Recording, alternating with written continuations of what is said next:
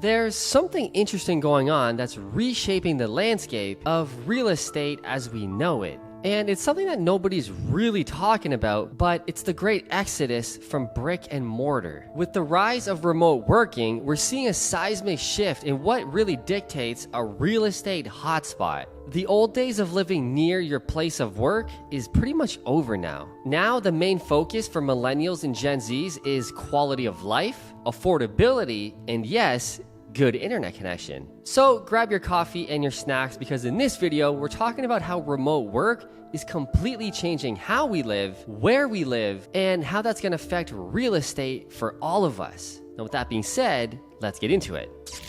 So with how expensive life has gotten in the last 5 years alone, when it comes to real estate, food, services, everything, people are reconsidering whether they live in a major city center or live just outside of it or somewhere in the middle of nowhere in the middle of the country. See, living in big cities like New York, Boston, San Francisco, Toronto, Montreal, it's just getting too hard for millennials and Gen Zs to live that good old American dream, where we get good grades in school, then we get a good job, we have kids, we buy a house, and we work hard for the next 30, 40 years, retire, and life is good.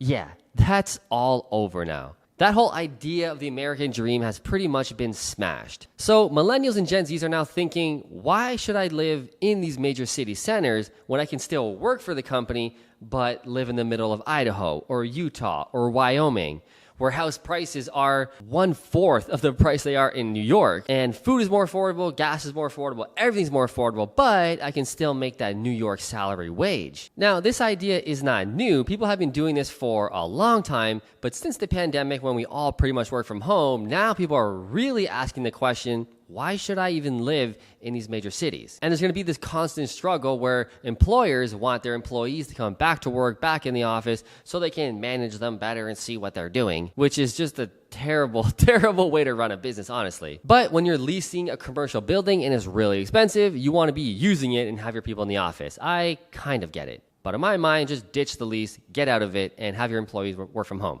All of my employees, we have like 15 employees for my business, which is a decent sized small business.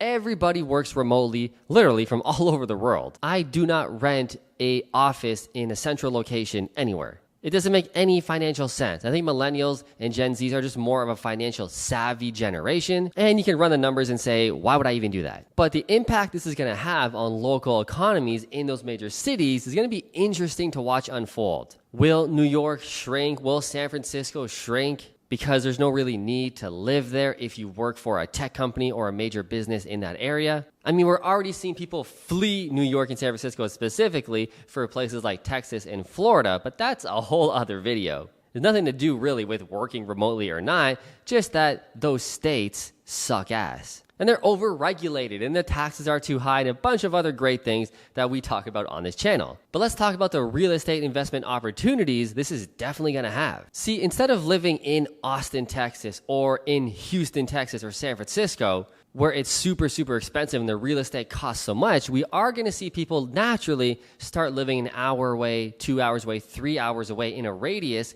around those major cities. And those tertiary markets are probably going to see a lot of uplift in the next 5 to 10 years. I mean, pick a small town outside of Austin, 30 to 45 minutes. I can't even think of one because nobody knows of one. But it's those little towns that are probably going to see a great increase in real estate prices, while places like Austin, right now anyway, are seeing real estate prices literally crash. And the big reason for this is that people are leaving. And with home builders going absolutely nuts in the last 5 to 10 years, spending so much money building and building and building in Austin, Texas, now there's an oversupply because nobody wants to buy real estate there really. Because why bother? Why pay that expensive Austin price when I can live 30 minutes from the office, an hour from the office, and have real estate be slashed in half? And if I need to go to the office 1 or 2 days a week, whatever, it's only an hour drive away. That is going to be a major game changer all across America, Canada, and G7 countries. I mean, remote work is not going anywhere, that's for sure.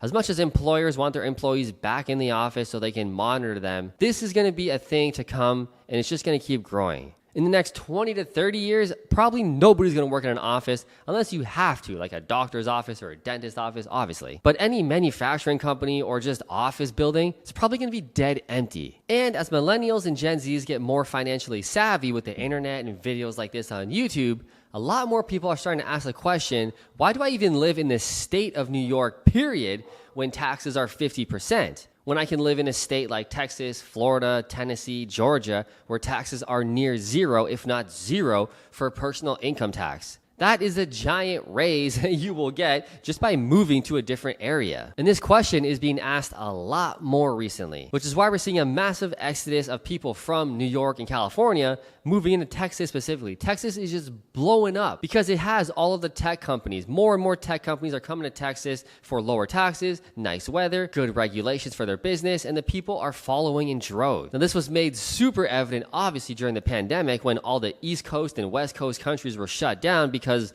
of their ideologies and politics, whereas Texas and Florida said, screw that, we're going to be wide open, we're not believing in that crap, freedom is number one, that is what's going to happen, and everybody flocked to those areas and ended up loving it. Again, nice weather, beaches, things cost a lot less, gas is a lot less, taxes are cut in half. Dude, why wouldn't you live in Florida or Texas as an American, especially if you live on the East Coast where it's cold and snowy and overcast? This is coming from a Canadian who absolutely hates the weather. And now we live in Florida for half the year during the winters. More and more millennials are waking up to this. So my future predictions, real estate is going to continue to grow around these major cities and still in the major cities. It's not to say that Houston, Texas, or Austin, or San Francisco is going to go down and all prices are going to crash to zero. Those cities are still going to hold up because at the end of the day, a lot of people still like to live in the big city. They want that big city feel and have all the amenities and the concerts and the baseball games and basketball games. All the entertainment stuff is still there. People are still going to want to live there. Prices are going to do just fine. But what's going to be really interesting are the markets around those major cities and how they're going to expand. What was once a sleepy town outside of Houston or Austin is probably going to start becoming a booming suburb. So if you want to be ahead of the curve as a real estate investor, maybe you should start looking at those areas surrounding the major cities. Let me know your comments below. What do you think is going to happen with remote work and the real estate market and the economy? And also, hit that subscribe button so you're in the know of my daily videos. I'll see you in the next video.